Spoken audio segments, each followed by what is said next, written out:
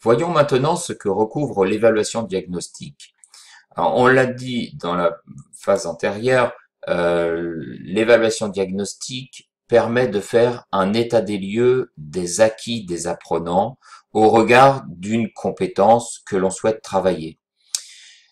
Ensuite, l'évaluation diagnostique permet de faire un recueil des représentations de nos participants sur un sujet donné, c'est-à-dire savoir ce qu'ils pensent ou ce qu'ils croient savoir sur ce sujet.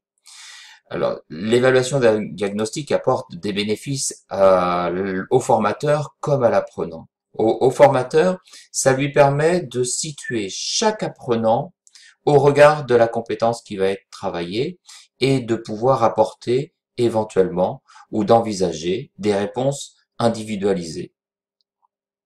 Ça lui donne aussi une image globale de son groupe, ça situe le groupe au regard de la compétence visée, de manière à ce qu'il puisse réguler son intervention, soit en le complexifiant, soit en le simplifiant au regard de ce que savent, ce que lui apportent ses apprenants.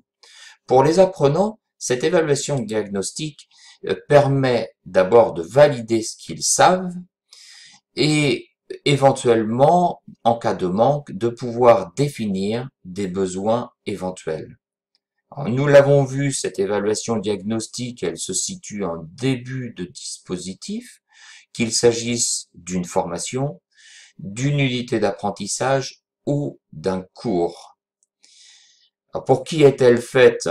Naturellement, pour renseigner le formateur, on vient de le voir, pour renseigner l'apprenant, mais aussi pour renseigner l'équipe pédagogique pour éventuellement adapter le parcours d'un apprenant.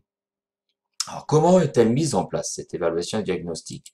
À travers différentes situations, il peut s'agir d'un recueil de représentations du type «Qu'est-ce que vous pensez d'eux?» etc.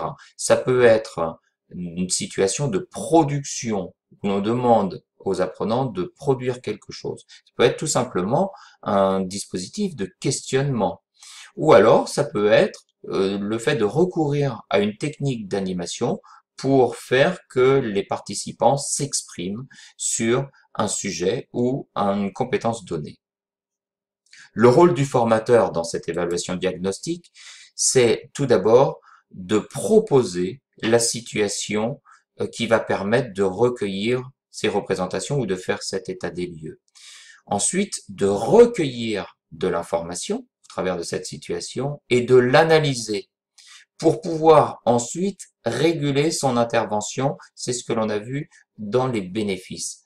Pour l'apprenant, son rôle, c'est tout simplement de proposer des réponses à la situation qui est proposée et ou alors de réaliser ou de produire selon la commande qui lui est passée. Alors, les particularités de cette évaluation diagnostique, c'est que son exploitation est indispensable. Elle est indispensable puisqu'on demande aux apprenants ce qu'ils savent, c'est forcément pour prendre appui dessus.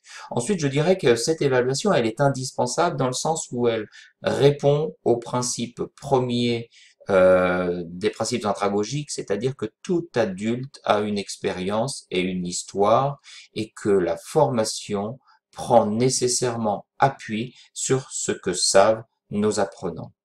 La deuxième particularité, c'est que dans une évaluation diagnostique, la note est inutile, elle ne sert strictement à rien.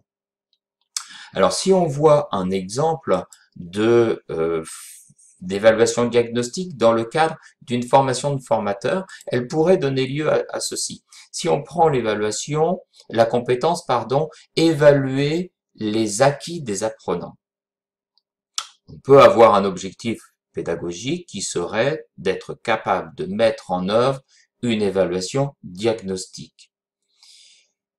De fait, on pourrait définir un objectif opérationnel du type recueillir les représentations des participants, on pourrait appeler ça les représentations initiales des participants. Dans le contenu, je précise qu'il s'agit bien des enjeux et des modalités de l'évaluation diagnostique. Je veux recueillir les représentations des participants dans le domaine de l'évaluation diagnostique. Pour ce faire, dans mon déroulement, je pourrais recourir à une technique d'animation telle que la bague de Régnier, qui s'appuierait sur 5 affirmations que je vous laisse découvrir, avec un déroulement en 3 temps, qui serait d'abord les réponses individuelles successives par les participants, l'observation de ces réponses, puis des échanges collectifs, sur chacune de ces propositions.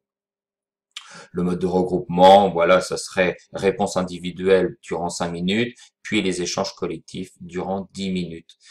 Et les outils donc nécessaires ensuite à cet exercice-là. Voilà un petit peu ce que recouvre l'évaluation diagnostique, dispositif indispensable à toute action de formation.